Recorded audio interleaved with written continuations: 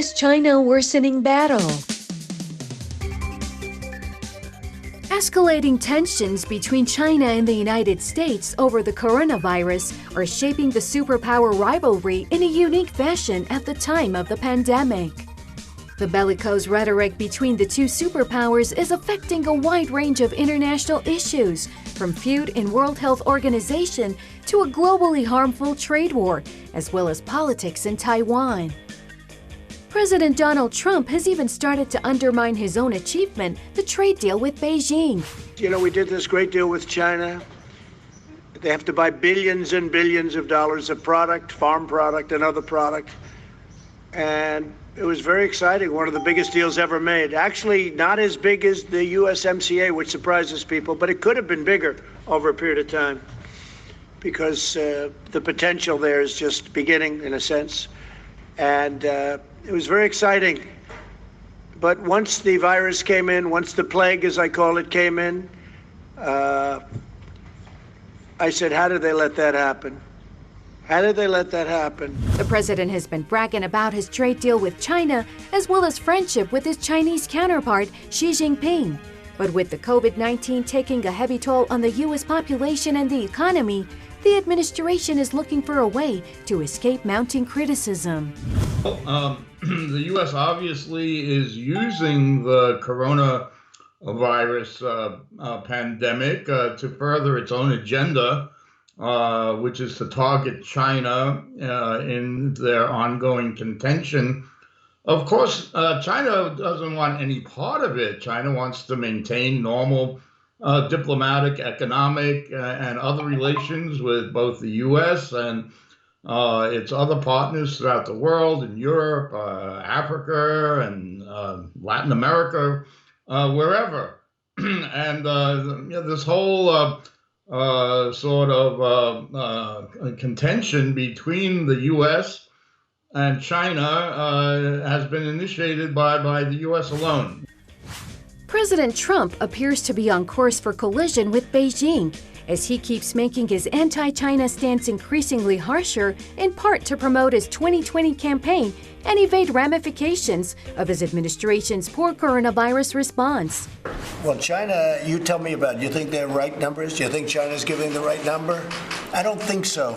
I don't think so. Take a look at the numbers. They gave numbers that were so low. I mean, I saw more problem on television than they were reporting, just by looking at a picture. So I'm not including China in any numbers because those numbers weren't correct, obviously. That's been easily shown and easily proven.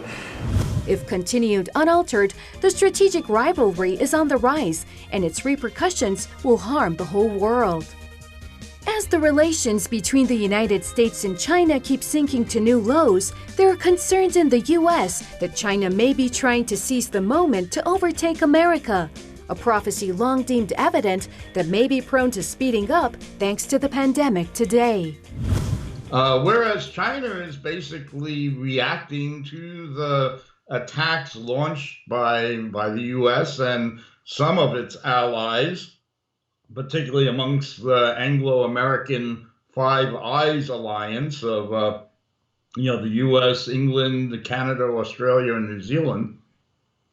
The spy network, which of course is targeting China, calling for investigations, trying to frame I guess you could call it a kangaroo court or a witch hunt, however you like to phrase it, to try to, point a finger at China as the culprit when there's absolutely no reason to do so.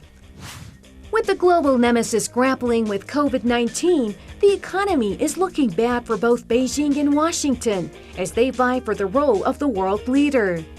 President Trump himself has on multiple occasions promoted the conspiracy theory that China is behind the spread of the novel virus. And how come it didn't go into other sections of China? Why did they block it from leaving Wuhan? But they didn't block it from going to the rest of the world, including the United States. Why is that? Beijing doesn't have it. Other places don't have it. So why is it that it was blocked very effectively from leaving that area and going into China, but it went out to the rest of the world? including the United States. And why didn't they let us go in and help them fix it? So I'm very disappointed in China. Meanwhile, U.S. dollar's dominance appears to be specifically in danger, with the $1.1 trillion of U.S. government debt in China's hands tending to be going up in flames to compromise for the role China has allegedly played in the global outbreak. The U.S. sees that its position in the world is being challenged, not by any aggressive intent on China's part.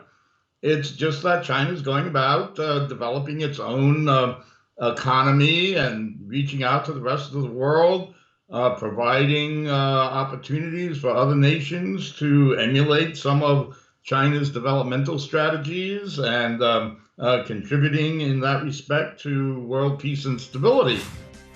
The superpower marathon is panning out in the various other sectors, including the military and technological grounds. The U.S. has embarked on limiting U.S. companies from selling U.S.-produced technology or hardware to Chinese tech giant Huawei.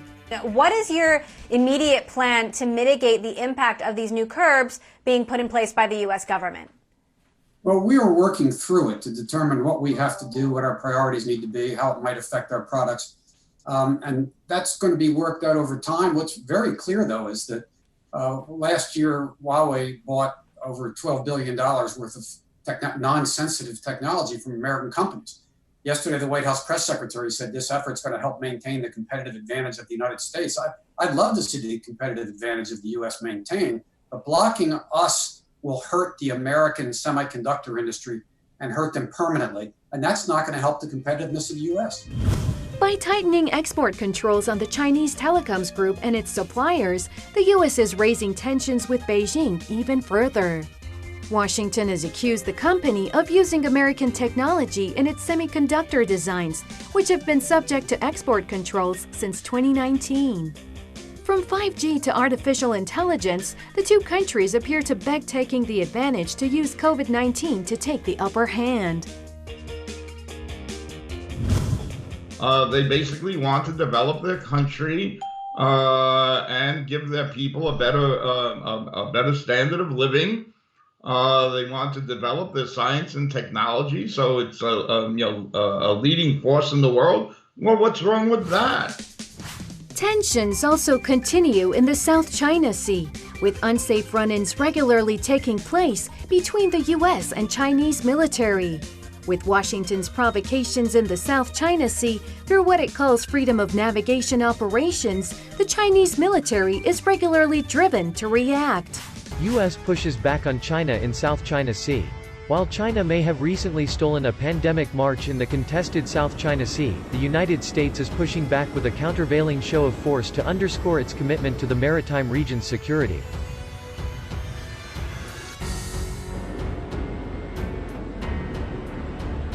In recent weeks, the U.S. has stepped up its naval exercises in the disputed maritime area, including through joint exercises between the U.S. Air Force and Marines in the South China Sea, as well as integrated surface vessels and submarine war games in the adjoining Philippine Sea. The U.S. is concerned that China may be seeking to leverage the coronavirus pandemic to boost its grip on the region. U.S. Navy ships and Air Force bombers are routinely dispatched to the region, which can highly raise risk of military confrontation between the two superpowers. There's no threat from China other than to the U.S. maintaining its position of dominance in the world. So they're using the pandemic, to their advantage. Well, they think to their advantage to try to demonize China. And to marshal public opinion against China. Being an opportunist, Trump is taking the chance to blame China for the pandemic, both to boost in 2020 campaign and to evade mounting domestic and international criticism directed at his administration's response to the COVID-19 crisis. Yet the short-term opportunism could have high costs for the whole world. We have been in an economic war with China all of my life, and we've been in a soft power competition with China for decades. President Trump is already the first president to acknowledge it, to do something about it with better trade deals, And now with coronavirus bringing to light how much of a threat our economy's entanglement with China's economy is, the American people are demanding more out of our leaders, including the president and myself, other members of Congress. And the president is reacting to that in a way that I greatly appreciate. The growing confrontation has raised fears of a post-pandemic Cold War. The global outbreak, which could have potentially united the world against a common enemy, appears to be dividing, at least when it comes to China and the United States. So, are we entering a new Cold War era? The answer may be yes, as long as the corruption and power play rule. In a far more rapid fashion than had ever been done before. So it's totally ingenuous for the West, particularly the U.S., which was laggard in their approach to the treatment and prevention of the epidemic, which became a pandemic. They knew about it well in advance. China gave them 2 months in advance, and they sat on their hands. And now they turn around, and of course they accuse China of not being forthcoming. I mean, it's just on the face of it, it's absurd. But the news media in the West, swallows it hook, line, and sinker. It's the big lie. And unfortunately, that's all that many people have access to. So they begin to accept, these fabrications and slanders as reflecting what really went on.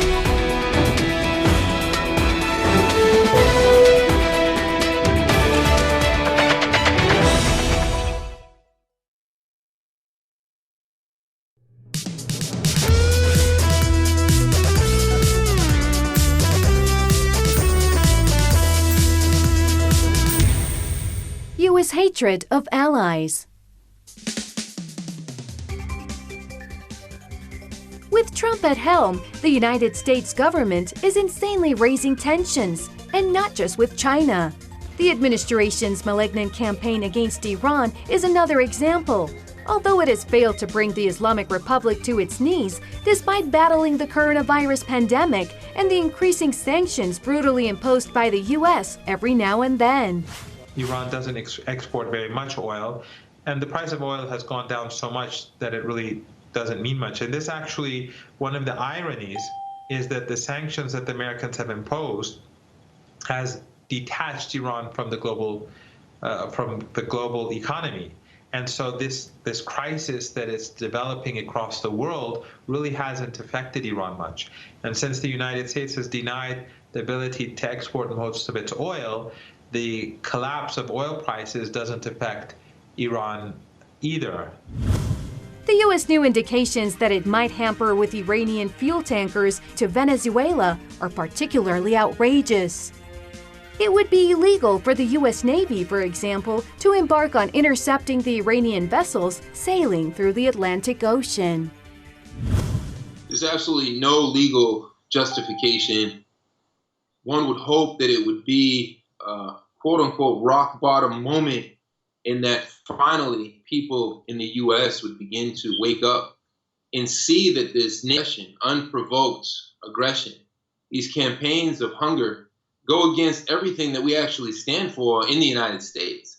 It's just that we've been duped by our own government, by the media, which functions as a fourth branch of government, into believing that Iran is the enemy, Iran is the aggressor.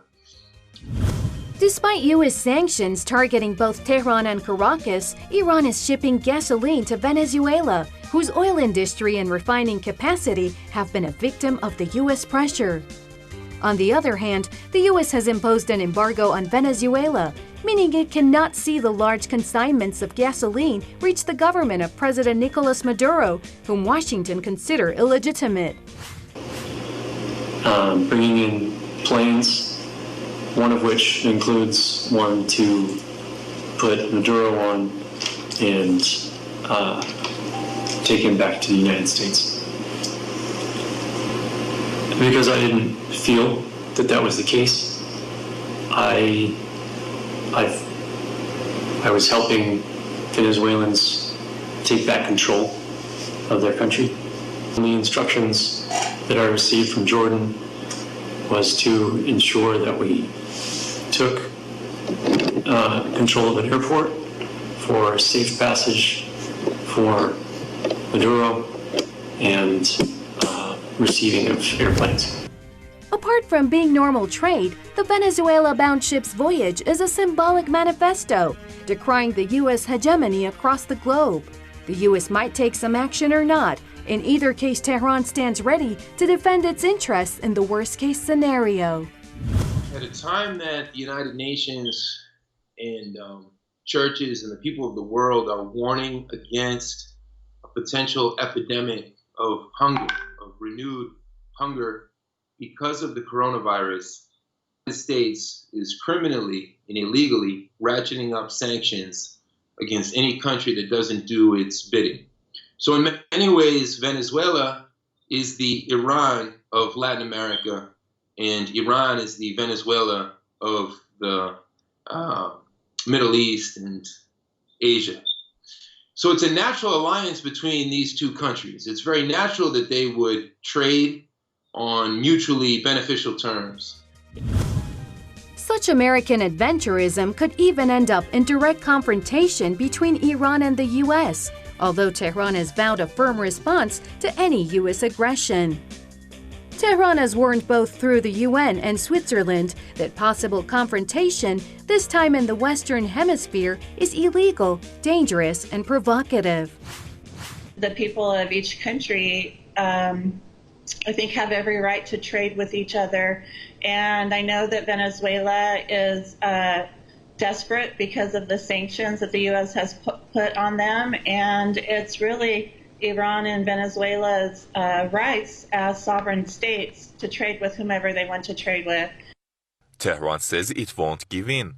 Iranian Foreign Minister Mohammad Javad Zarif warned the U.S. against deploying its navy in the Caribbean to disrupt the fuel shipments. Any possible U.S. attack is considered piracy and a great representation of American bullying and disrespect for international maritime laws.